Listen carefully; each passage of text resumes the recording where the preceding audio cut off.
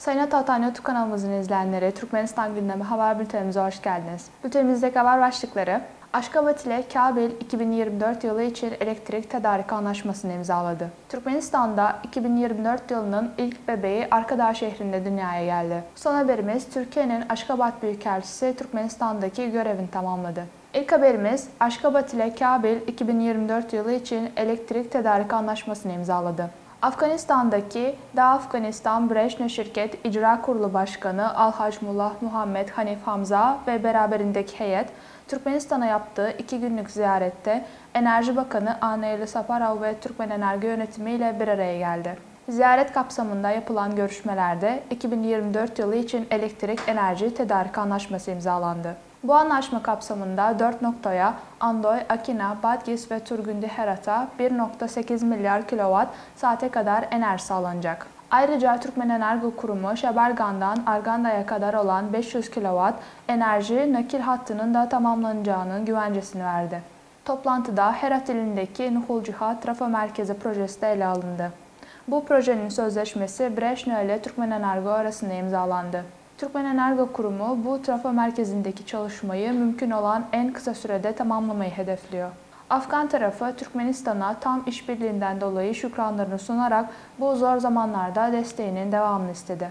Sıradaki haberimiz, Türkmenistan'da 2024 yılının ilk bebeği Arkadağ şehrinde dünyaya geldi. 2024 yılında Türkmenistan'da doğan ilk bebeğin anne ve babasına Devlet Başkanı Serdar Berdimuhamedov ve Türkmen halkının ulusal lideri Halk Maslahatı Başkanı Guranlı Berdimuhamedov adına hediyeler takdim edildi. Kendileri ülke liderlerine ilgileri ve hediyeleri insanlara ve genç nesillere verdikleri önem için içten şükranlarını dile getirdi. Bebeğe Arkadağ adı verildiği ifade edildi. 2024 yılında doğan ilk bebek, 2023 yılında hizmete açılan akıllı şehir olarak bilinen Arkadağ şehrinde dünyaya geldi. Yeni yılın ilk dakikalarında dünyaya gelen bebeğin durumunun iyi olduğu duyuruldu. Ahalinin Göktepe ilçesine bağlı Izgan kasabasında Kakelliyev ailesinde dünyaya gelen bebeğe Arkadağ ismi verildi. Bu bebek ailedeki 3. çocuk. Son haberimiz, Türkiye'nin Aşgabat Büyükelçisi Türkmenistan'daki görevini tamamladı. Türkiye Cumhuriyeti Aşgabat Büyükelçisi Togan Oral, Türkmenistan'daki diplomatik görevini tamamladı. Bu ülkenin Dışişleri Bakanlığı basın servisi tarafından bildirildi. Yeni yıl öncesinde Türk diplomat Türkmenistan Dışişleri Bakanı Reşid Meredov ile bir araya geldi ve onunla ikili çok yönlü işbirliğinin daha da geliştirilmesine yönelik konuları görüştü.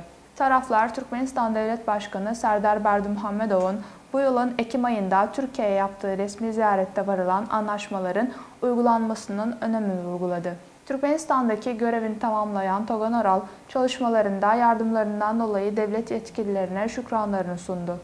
Bakan Meredov da Büyükelçi'ye ikili işbirliğinin güçlendirilmesine yönelik verimli çalışmalarından dolayı tebrik etti. Türkmenistan ve Türkiye'nin her alanda uzun vadeli ve verimli bir işbirliği var. Ticari ve ekonomik ortaklık özellikle dinamik bir şekilde gelişiyor. Aralık ayı başında Aşgabat'ta Türkiye'den 100'e yakın firmanın katıldığı Türk İhraç Ürünleri Fuarı'nın düzenlendiğini de belirtmekte fayda var. Sayın Atatan YouTube kanalımızın izleyenleri, Türkmenistan ile ilgili Türkçe haberlerimizi atavatanturkmenistan.com haber sitemizden takip edebilirsiniz.